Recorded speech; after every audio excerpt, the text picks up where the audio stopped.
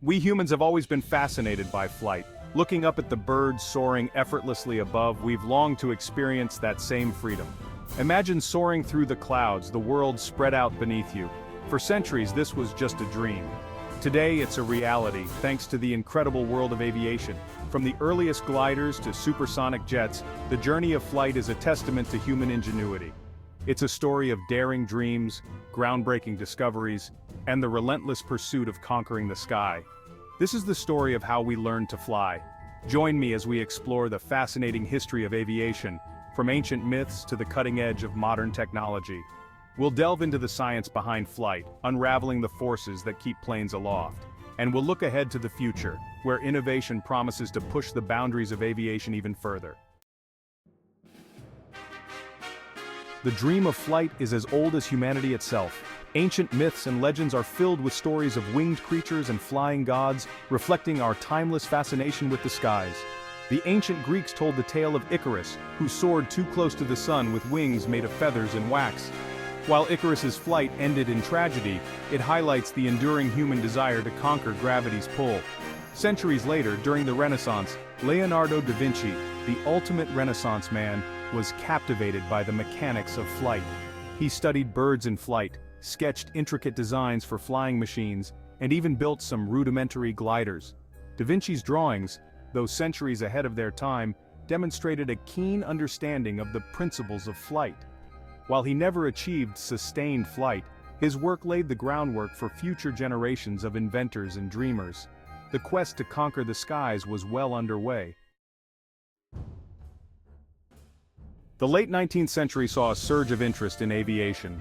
Inventors and engineers around the world were experimenting with gliders and powered flight, but it was two brothers from Ohio, Wilbur and Orville Wright, who would change the world forever. The Wright brothers were meticulous engineers and dedicated experimenters. They built their own wind tunnel to test different wing designs and meticulously recorded their findings. They understood that controlled flight required more than just power. It required a way to steer and maneuver in 3 dimensions. On December 17, 1903, at Kitty Hawk, North Carolina, the Wright brothers achieved what many thought impossible sustained, controlled flight. Their Wright Flyer, a fragile biplane powered by a 12-horsepower engine, took to the air for a mere 12 seconds, but it marked a pivotal moment in history. The era of human flight had begun. Section 4. Understanding Lift, the Magic of Flight. The Wright brothers' success wasn't magic. It was the result of understanding and harnessing the forces of flight. 4 fundamental forces govern how anything flies: lift, weight, thrust, and drag. Lift is the force that opposes gravity and keeps an aircraft aloft. It's created by the shape of the wings and how they interact with the air. Think of a bird's wing, or the wing of an airplane. It's curved on top and flatter on the bottom, forming an airfoil shape. As the wing moves through the air, the curved upper surface forces the air to travel a longer distance. This creates an area of lower air pressure above the wing and higher pressure below it. This difference in air pressure generates lift, pushing the wing upward. The faster the air flows over the wing, the greater the lift generated. This is why planes need to achieve a certain speed to take off, and why they can stay aloft once they do.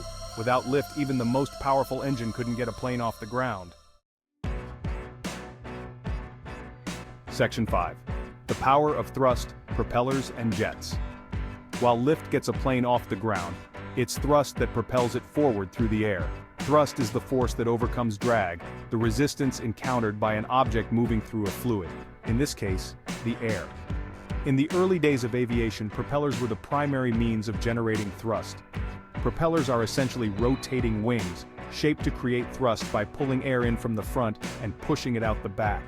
As the propeller spins, it creates a difference in air pressure, much like an airplane wing, which generates a forward force. The faster the propeller spins, the more thrust it produces. The development of the jet engine in the mid-20th century revolutionized aviation. Jet engines generate thrust by burning fuel and expelling hot gases at high speed, propelling the aircraft forward with far greater power and efficiency than propellers. This innovation paved the way for larger, faster, and higher-flying aircraft.